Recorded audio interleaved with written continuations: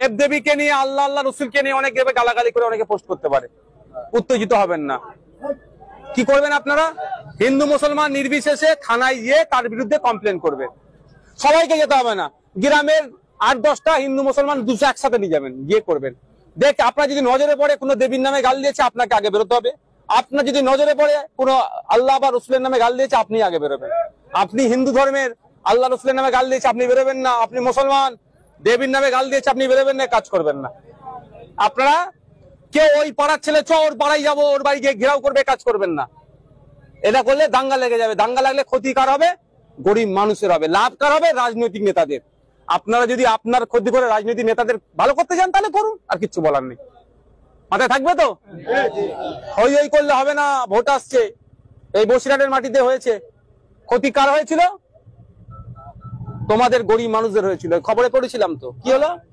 যে একজন মুরগি বিক্রি করে ফিরছিল, তা সে আক্রান্ত হয়ে গেছিল, সে হিন্দু ধর্মের।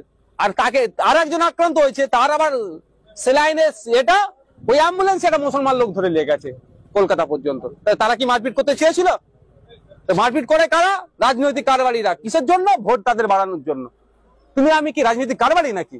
তোমার আমার কি লাভ হবে যদি এখানে দাঙ্গা হয়? দোকানটা 1 সপ্তাহ বন্ধ থাকবে। এই দোকান 1 সপ্তাহ বন্ধ থাকলে কার? নেতাদের লাভ হবে না তোমার লস হবে?